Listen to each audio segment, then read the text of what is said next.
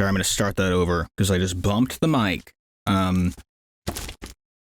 If you're just now tuning in, I am Carter Banks, and this is the Carter Banks Hour, where I read a chapter of a book every night at 9 p.m., weekly, including Sundays. This week, well, this day of the week, we are reading a book called Cancer Ward by Alexander Solzhenitsyn, writer of the Gulag Archipelago and freer of the Soviet prisoners of the Gulag. This is his biographical novel, his autobiographical novel, and we are on chapter 27. I'll leave a link below or a little thing that pops up to give you the previous chapters in this video. I do these live, as you can probably tell if you're watching right now on Instagram or Periscope, and what you're watching right now is basically me making an audiobook. So if I fuck up, I apologize. I will edit that out later. But I'm getting pretty good at reading. You're watching me learn to read good in real time. And here we go. Chapter 27, Each Has His Own Interests. It was an ordinary weekday, and ordinary rounds were in progress.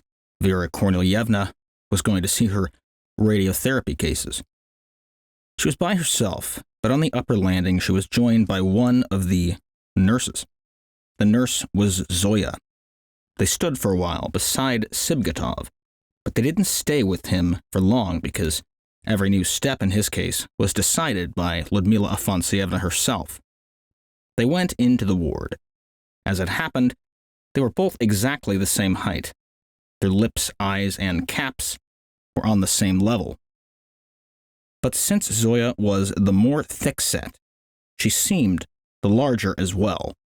One could foresee that in 2 years' time, when she became a doctor, she'd look more imposing than Vera Kornelyevna. They walked down the row opposite Oleg's. He could see only their backs, the dark brown knot of hair sticking out from under Vera Kornelyevna's cap, and the golden ringlets under Zoya's. Today, the row consisted entirely of radiotherapy cases. Progress was slow. Vera Kornelyevna was sitting down beside every patient, examining him and talking to him. Vera Kornelyevna looked at Imazhin's skin, checked on his case history and his latest blood test, then said, "All right, we'll soon be finishing the X-ray treatment. You'll be going home." Imazhin flashed his teeth. "Where do you live?" "Karabhar." "Well, that's where you'll be going." "Have I recovered?" Imazhin was literally shining. "Yes, you've recovered. Completely?" "So far, yes, completely." "You mean I won't be coming back here anymore?" "You'll be coming back in 6 months' time." "Why? If I'm cured, why?" "We'll want to see you again." And so she covered the whole row without turning toward Oleg. Once, keeping her back to him all the time. Zoya threw just one brief glance into his corner. Vera Kornelyevna stayed some time with Vadim. She looked at his leg and felt his groin on one side and the other. Then she felt his belly and diaphragm, inquiring all the time how it felt. She also asked a question that was new to him. What sensations did he have after eating various types of food? Vadim was concentrating. She talked to him quietly, and he answered quietly. He hadn't expected her to feel in the right-hand side of his diaphragm, or to ask him about eating. "Are you examining my liver?" he asked. He remembered how, as if by chance, his mother had felt him there before she left the hospital. "He has to know everything, doesn't he?" said Vera Kornelyevna, shaking her head from side to side. "These days our patients are so educated, we'll be handing them over our white coats soon." Vadim was watching the doctor with stern, prophetic air, like a young boy on an icon. His head, with its pitch-black hair and yellowish, swarthy features, lay straight across the white pillow. "I do understand," he said quietly. "I've read about it. I know what it's like."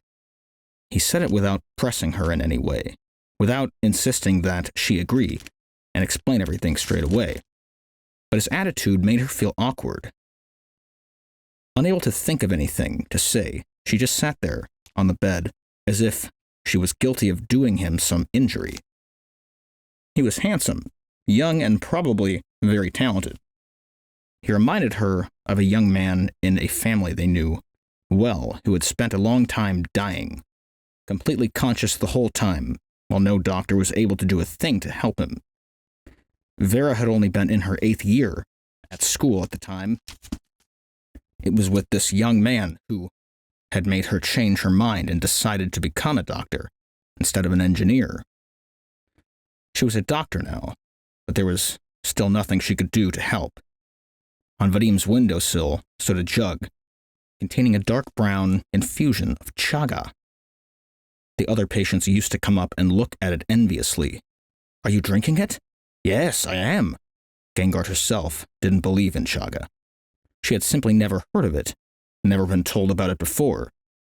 In any case, it was harmless, not like the mandrake root from Isik Kul, and if a patient believed in it, it had its uses. "How are things with the radioactive gold?" she asked. "They're making promises still. Perhaps they'll give it to us in the next few days." He was speaking in his usual intense, somber manner. "But it seems they don't give it to you directly. They have to send it through official channels. Listen." He gazed demandingly into Gengar's eyes. "If they bring it in 2 weeks' time, there'll be secondaries in my liver by then, won't there?" "Good heavens, no! Why should there? Of course not!" Gengar lied very persuasively and animatedly. She seemed to have convinced him. "Secondaries take months to form, if you must know." Why was she feeling his diaphragm then? Why did she ask him how he responded to food? Vadim was inclined to believe her. It made it easier if he did. While Gengar was sitting on Vadim's bed, Zoya, having nothing to do, turned her head toward Oleg, since he was so near, glanced sideways at his book, lying on the windowsill, then at Oleg himself. She was asking him something with her eyes, but it was impossible to tell what. Her inquiring eyes, with their little raised brows, looked very pretty indeed, but Oleg looked back without expression or reply. She always found a moment during rounds when he was the only one who could see her eyes, and then they would send him short, cheerful flashes, like Morse signals, flashes of welcome. But just lately, the dot flashes had become much fewer, while the dash flashes had ceased altogether. Oleg was angry with Zoya because of those few days, when he had reached out for her and begged her to yield, but she hadn't. The next nights, when she was on duty, he had gone through the same motions as before with his lips and hands, but without feeling the same emotion. It had become forced. After that, whenever she was on duty, he hadn't even gone to see her. He'd gone to sleep instead. Now it was all in the past. He couldn't see the point of all of these eye games. His calm gaze was meant to show her that he didn't understand. He considered himself a bit too old for that sort of game. He had prepared himself for the thorough examination, usual on such days. He had taken off his pajama jacket and was ready to pull off his undershirt as well. Vera Kornelyevna had finished with Zatserko. Wiping her hands, she turned her face toward Kostoglotov, but she didn't smile at him, nor did she invite him to tell her the details, nor did she sit down on his bed. She merely glanced at him briefly, just enough to let him know he was next on the list. But in the moment it took her to shift her gaze, Kostoglotov saw how alienated it had become. The special brightness and joy her eyes had radiated on the day he'd had his blood transfusion, their affectionate friendliness before that day, the attentive sympathy they had shown earlier still, all had disappeared at once. The eyes had become empty. "Kostoglotov," Gengar noted, looking not so much at him as at Rusanov. Same treatment, but here's an odd thing. She turned and looked at Zoya. Reaction to hormone therapy's a bit weak. Zoya shrugged her shoulders. Perhaps it's a peculiarity of his organism, she said. Zoya, who was only a year away from being qualified, probably thought Dr. Gangart was asking her advice as a colleague. But Gangart ignored her suggestion. How regularly does he receive the injections? She asked, in a tone that showed this was clearly no consultation. Zoya was quick to grasp what was in the air. She threw back her head slightly and looked straight at the doctor, widening her eyes a little. They were yellow, hazel, and bulging. They showed honest surprise. What possible doubt can there be? She asked. All the required treatments are invariably. One more step and she would have considered herself literally insulted. At least when I'm on duty. Obviously, they couldn't ask her about when others were on duty. She pronounced the words "at least" in one whistling breath, and the blurred, hasty sound somehow convinced Gangart that Zoya was lying. If the injections weren't having their full effect, someone must be failing to give them. It couldn't possibly be Maria. It couldn't possibly be Olimpiada Vladislavovna. And she knew that during night duty, Zoya's stare, ready to rebuff her, was so bold that Vera Kornelyevna realized that it would be impossible for her to prove anything, and Zoya had already decided as much. Zoya's rebuff and her determination were so strong that Vera Kornelyevna couldn't understand them. She lowered her eyes. She always lowered her eyes when she was thinking unpleasant thoughts about someone. She lowered her eyes guiltily, while Zoya, having won the battle, continued to test her with her straightforward gaze. Zoya had won the battle, but she realized at once she shouldn't have taken a risk like that. Dontsova might begin her own inquiries, and if one of the patients, Rusanov, for example, confirmed that she wasn't giving Kostoglotov any injections, she could easily lose her job in the clinic and have a bad report sent to her college. It was a risk, but what had been the point of it? It was a game, which had in fact exhausted itself. No new moves could be played. There was no more room for the wheel to roll. It would be quite ridiculous to go outside the limits of the game, take a job in that stupid Uzturek, and tie her life to a man who... No, it was out of the question. It didn't even exist in her mind as a possibility. Zoya looked Oleg up and down, and by this look, she canceled their agreement not to give him the injections. That's really fucked up. Because if you go back in previous chapters, Oleg and Zoya had a thing, and she literally told him, you know, I like you, and giving you these injections, I can't do it because it takes your ability to have sex away. It takes your drive away, your function as a man, and like, I'm pretty sure they made love earlier in this book. I'll have to go back and remember, but she had an agreement with him. For some reason, she's not. It seems like after the last few days, she's come to the point where it's like, oh, you know, we got as far as we could get. And now, fuck you, I'm going to give you these injections. I'm going to cancel the agreement with my eyeballs. It's a bummer. Loving the cancer ward, I'm telling you. Anyway, back to the book. Just had to interject. Oleg saw clearly that Vera didn't even want to look at him, but he was quite unable to understand why, or how it could happen so suddenly. As far as he knew, nothing had taken place which could explain the change. It was true, she turned away from him in the lobby yesterday, but he thought it was accidental. These women's tempers, he'd forgotten what they were like. They were all the same. One whiff, and off they flew. Only with men could a man have long-standing, even normal relationships. Now Zoya, too, was getting mad at him, fluttering her eyelids in reproach. She had taken fright. If they began the injections, what would be left between them? What secret would they have? What did Gangard want, then? Did she want him to have every single injection without fail? Why were they so important to her? Her sympathy was all very well, but wasn't this too high a price to pay for it? To hell with her. But meanwhile, Vera Kornelyevna was talking to Rusanov.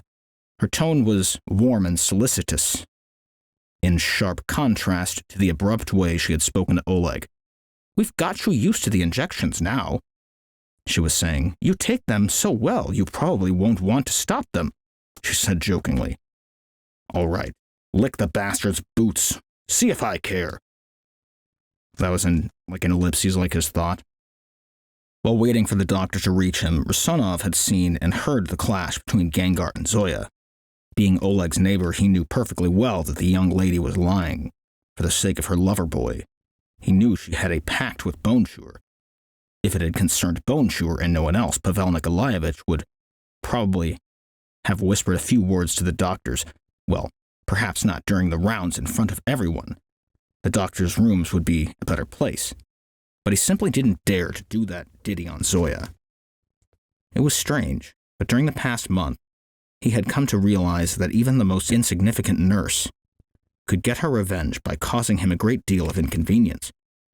Here in the hospital, they had their own system of command, and while he was inside, he oughtn't not start trouble, even with a nurse over some trifle that didn't concern him. If Bone Chewer was fool enough to refuse injections, well, let him get worse. Let him drop dead. It was all right by him. As for himself, Rusanov now knew for certain he wasn't going to die. His tumor was rapidly going down, and every day he looked forward to the rounds, when he could hear the doctors confirming it. Today, Vera Kornelyevna had confirmed that the tumor was going well, and as for the headaches and general weakness, he would get over them in time. She would give him another blood transfusion, too. Pavel Nikolaevich now set a high value on the testimony of those patients who had known his tumor from the start. Amazin had been the only one of these left, if you didn't count Bone Chewer. But then a few days ago, Fedorov had returned from the surgical ward. His neck, unlike Podyev's a few weeks ago, was making good progress, and they were reducing the bandages around it, layer by layer. Fedorov had taken Charlie's bed, which made Pavel Nikolaevich's other neighbor. Of course, for Rusanov to have to lie between two exiles was in itself a humiliation and a mockery on the part of fate. If things had been as they were before he entered the hospital, he'd have gone straight to the authorities and taken it up as a matter of principle. Should leading officials be thrown together with dubious, socially harmful elements? But for 5 weeks, the tumor had dragged him along like a fish on a hook, and he had become kinder, or perhaps simpler. He could always turn his back on Bone Chewer, especially since he didn't make much noise now. Just lay there, hardly moving. As for Fedorov, looking at it from a charitable point of view, one could say he was a tolerable neighbor. First and foremost, he was delighted at the way Pavel Nikolaevich's tumor had gone down, right now to 1/3 of its former size. At Pavel Nikolaevich's request, he would inspect it again and again, appraise and reappraise it. He was patient, never insolent, and always ready to listen to what Pavel Nikolaevich told him. He never contradicted.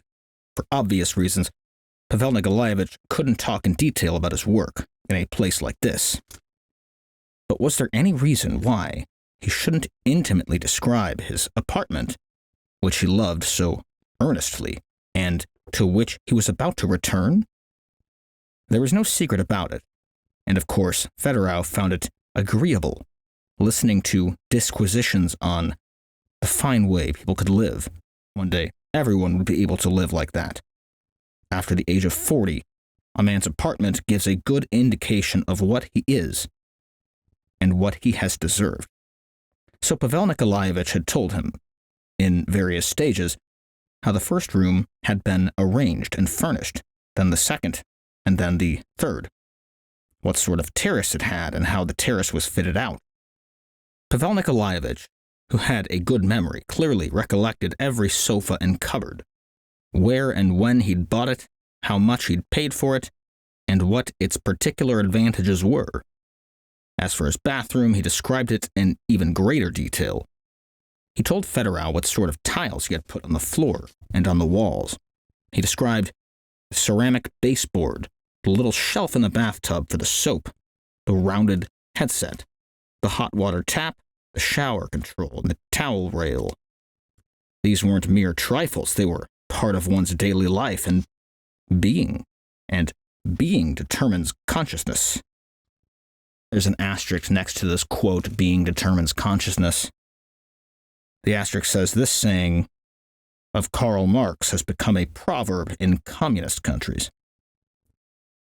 Being determines consciousness. There you have it. These weren't mere trifles. They were part of one's daily life and being determines consciousness. A man's life had to be good and pleasant to give him the right kind of consciousness. To quote the words of Gorky, a healthy mind in a healthy body. Colorless, tow-haired Fedorov listened to Rusanov's stories, his mouth opened in admiration, never contradicting him. Sometimes he even nodded his head as far as his bandaged neck would allow. Though a German and an exile, he was a quiet chap. One might say quite a decent fellow. There was no harm in being in the next bed to him. One could get along with him. He was even a communist, technically speaking.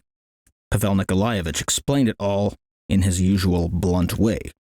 Fedorov, he would say, you realize it was necessary for the state to send you into exile. You understand that? I understand, said Fedorov, bowing his inflexible neck. There was no other way of dealing with the situation. Of course. One must have a clear idea of the reasons behind all official measures, including exile. One thing you should appreciate. You are allowed, one might say, to remain inside the party.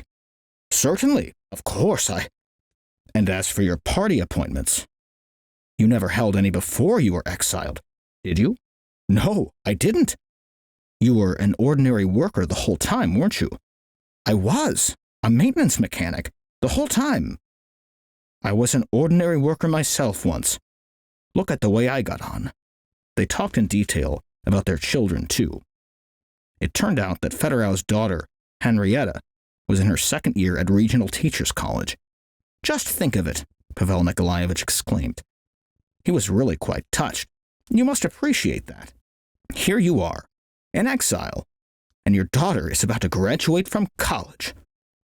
Who could have dreamed of such a thing in Russia under the Tsars? You have no restrictions at all. At this point, Friedrich Yakubovich contradicted him for the first time. The restrictions were only lifted this year, he said. Before that, we had to get permits from the Kommandantura, and the colleges kept returning her application forms, saying she hadn't passed the entrance exam. How could we check whether it was true? But you said your daughter's in her second year. Ah, well, you see, she's good at basketball. That's why they took her.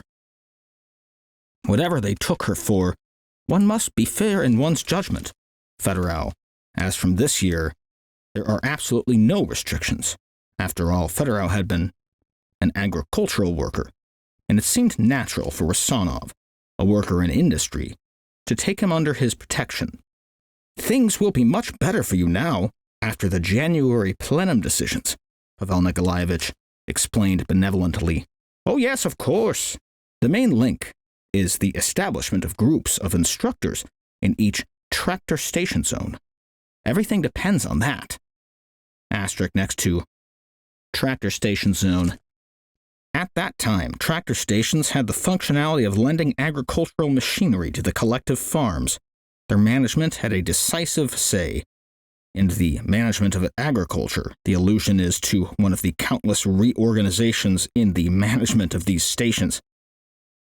So there's sarcasm written into this in that everything is dependent on the tractor supply that is run by the government, whereas it probably wasn't before. And apparently they're reorganizing that. Let me get back to this. The main link is the establishment of groups of instructors in each tractor station zone. Everything depends on that. But saying yes, yes wasn't enough. He had to understand as well. So Pavel Nikolaevich explained to his tractable neighbor in greater detail how it was that the tractor stations, after the groups of instructors had been set up, would become veritably... Okay, I'm going to read this slower so I can grasp this as well, because this sounds quite like an indictment of communism and collectivization, so I really want to make sure I lay this out as it was exactly said by Solzhenitsyn. But saying yes, yes wasn't enough. He had to understand as well. So Pavel Nikolaevich explained to his tractable neighbor in greater detail how it was that the tractor stations, after the groups of instructors had been set up, would become veritable fortresses. He also discussed the appeal issued by the Central Committee of the Young Communists League about the cultivation of maize. How this year the young people were expected to come to grips with the problem of maize, and how this would completely change the agricultural picture. 2 asterisks next to that. Khrushchev had just become party leader. He believed that wide cultivation of maize in the north of Russia would solve grain and fodder problems, and called upon young communists to fight those who didn't believe maize could be grown there. His scheme, however, was defeated by the climate. That may be the greatest asterisk I have yet read here. So, essentially, Khrushchev, after taking power, said, I think this. We have this problem of fodder in North Russia, and I think we can solve that by planting corn. He called upon the young communists to fight those who didn't believe that the corn could be grown there. Which is funny because the young communists have never grown corn or maize, and if the people that said that it couldn't be done there said it couldn't be done, it was probably because they were right, and they had experience being farmers before collectivization took place. So he said, okay guys, go fight them, because they're wreckers and they just don't want communism to work. So good job, Khrushchev. You were defeated by the climate. So I guess, in the end, though the communists fought those who Khrushchev said didn't believe corn could be grown there, it turns out that they couldn't fight the climate, and so the climate won. They had also read yesterday's paper about changes in the basic practice of agricultural planning. They could look forward to many conversations on the subject. And General Fedorov turned out to be a positive sort of neighbor. Sometimes Pavel Nikolaevich would simply read aloud to him newspaper items he would never have got through himself, but for the leisure of being in a hospital. There was a statement about why an Austrian peace treaty couldn't be concluded without a German peace treaty. Rakoczy's speech in Budapest, a fresh stage in the struggle against the infamous Paris agreements, and an article about the inadequacy and lenience of the West German trials of those who had helped run the concentration camps. Sometimes he would offer Fedorov some of his private food when there was too much for him, or give him part of his hospital meal. But however quietly they talked, there was still a certain atmosphere of strain, because Shlubin was obviously listening in to their conversation all the time. There he sat, the eagle owl, silent and motionless on the bed next to Fedorov's. Ever since the man had appeared in the ward, his presence had been impossible to forget. The way he looked at you with his great, drooping eyes, clearly hearing every word. And when he blinked, it seemed like a mark of disapproval. Pavel Nikolaevich found his presence a constant pressure. He tried to draw him out and discover what was in his mind, or at least what was wrong with him physically. But Shlubin would utter no more than a few gloomy words. He saw no reason to discuss even his tumor. And when he sat, he didn't relax like everyone else. He adopted a strained, wound-up pose, as though sitting was hard labor. He seemed constantly on alert, and his tense way of sitting was his means of showing this. Sometimes he would grow tired of sitting and rise to his feet, but he found walking painful. He would hobble about for a while and then stand erect motionless for half an hour or so at a time. Rusanov found this equally strange and depressing. Furthermore, Shlubin couldn't stand beside his own bed because he would have blocked the doorway, nor could he stand in the aisle because he would have blocked that too, so he chose the space between Kostoglotov and Zotsirko's windows. This became his favorite place. He would tower there like an enemy sentry, watching everything Pavel Nikolaevich ate, did, or said, standing there for ages, his back barely touching the wall. He had taken up his position today after the rounds and stayed there in the crossfire of Oleg and Vadim's glances, sticking out from the wall like an alto relievo. Oleg and Vadim's beds were so placed that their glances often met, even though they didn't talk to each other much. In the first place, they were both in low spirits and they had little energy left for idle chat. In the second place, some weeks ago, Vadim had cut everyone short by declaring, "Comrades, to warm one single glass of water requires the energy of 2,000 years of quiet talking, or 75 years of loud shouting, and then only if heat is retained in the glass. So you see, gossiping is not particularly useful, is it?" Moreover, each man had made a remark that had annoyed the other, though possibly unintentionally. Vadim had said to Oleg, "You should have fought. I can't understand why people like you didn't fight." He was right, but Oleg didn't yet dare open his mouth and come out with the story of how they had fought. Oleg had said to Vadim, "Who are they saving the gold for anyway? Your father gave his life for his country. Why won't they give it to you?" And he was right, too. The thought had occurred to Vadim himself, and he was beginning to ask himself the same question. But it was annoying to have it asked by a complete stranger. Only a month ago he'd felt that his mother had been wrong to try to pull strings like that. He'd felt awkward about her making use of his father's memory. But now that the trap had snapped round his leg, he was beginning to cast about wildly while he waited for his mother's good news telegram.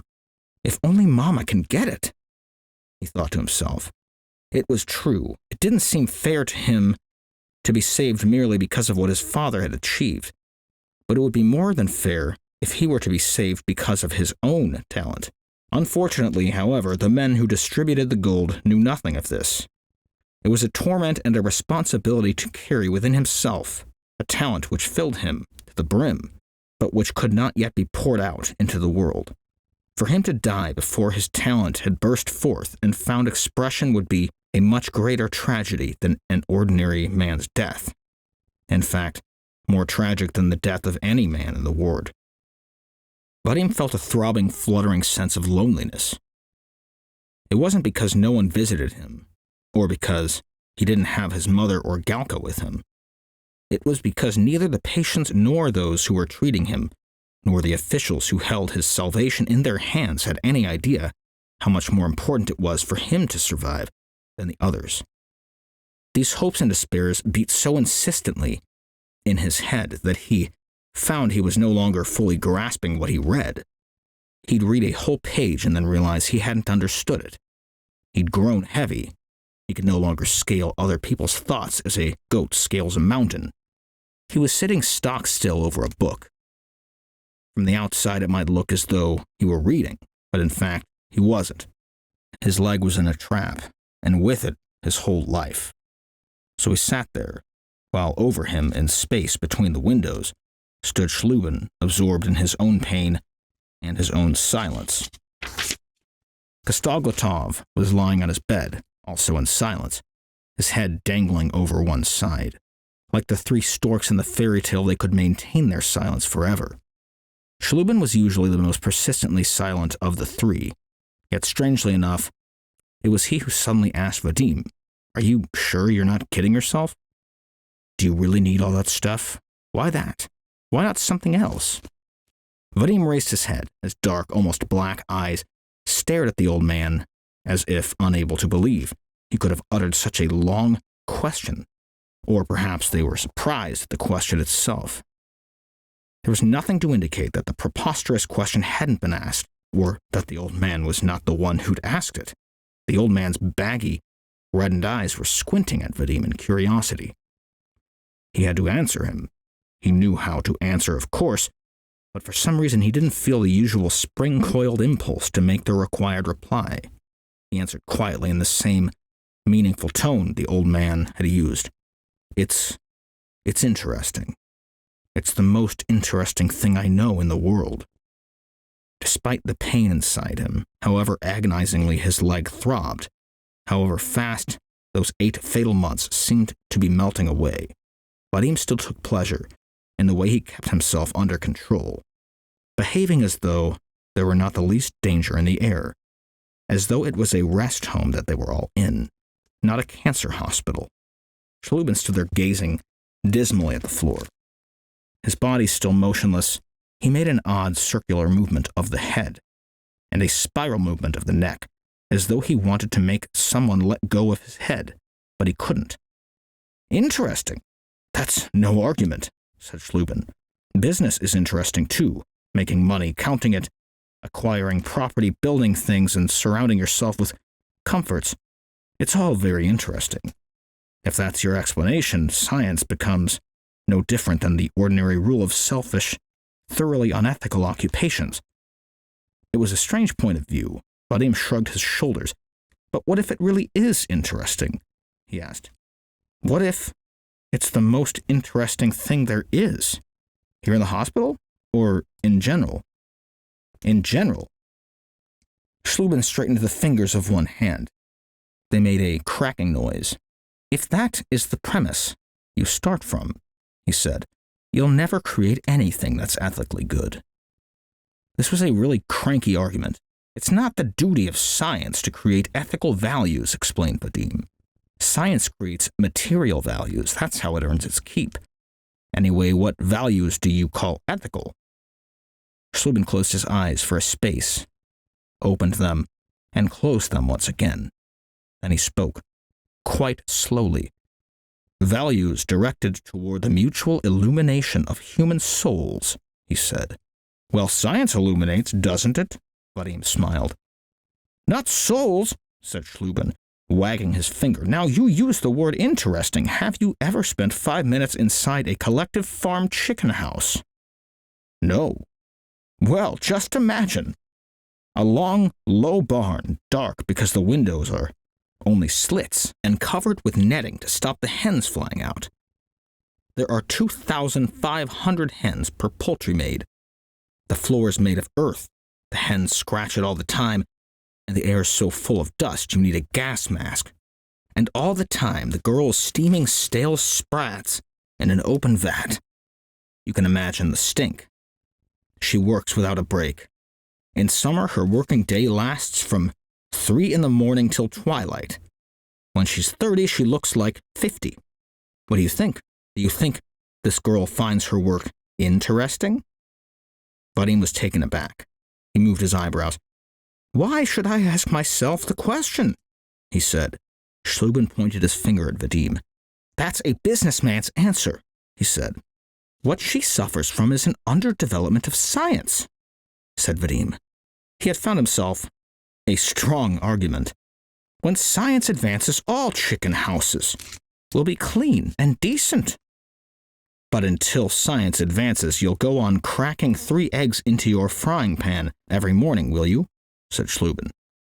He closed one eye, making the other ones stare even more baleful. "Wouldn't you like to work in a chicken house for a bit while science advances?" "He's not interested in that," came the gruff voice of Kostoglotov, his head still hanging down over the side of the bed. Rusanov had only noticed Shlubin's arrogant opinion on matters of agriculture. He had been explaining something about cereals when Shlubin had interrupted the conversation and corrected him. He now saw his chance to needle Shlubin. "Did you graduate from Timiryazev Academy by any chance?" There's an asterisk next to Timiryazev Academy, the best-known agricultural college in the Soviet Union. "Did you graduate from Timiryazev Academy by any chance?" Shlubin started. He turned his head toward Rusanov. "That's right, Timiryazev," he confirmed in a surprised voice. Suddenly he stopped, pulled himself up, and looked all sulky. Like a bird with clipped wings trying to take off, he hobbled his way back to his bed. His movements were as awkward as ever. Then why do you work as a librarian? Rusanov called after him triumphantly. But once Shlubin stopped talking, he stopped talking. He was silent as a tree stump. Pavel Nikolaevich had no respect for such men who had come down in the world instead of going up. That's the end of chapter 27. Got him. Anyway, yeah, we'll read chapter 28 tomorrow. It's called Bad Luck All Around. All Around. That was chapter 27. If you want to listen to the previous chapters, you can check them out in a playlist that I've created on YouTube. Probably called Cancer Ward. Anyway, I'll link it below or here. But yeah, make sure to subscribe to this channel. That would very much help me out so I can keep reading books for you that don't have audiobooks. Also, considering that this book is almost finished, I think we have well, we're on page 385 of 560. But as good at math as I am reading, but the math to me says that I'm going to need another book soon. So let me know what you want to see next. Hit me up on Twitter at Carter Banks and give me a shout. Send me books to read, preferably if it doesn't have an audiobook and it's interesting. So, yeah, get at me. I'll see y'all later. Thanks for tuning in and stay safe.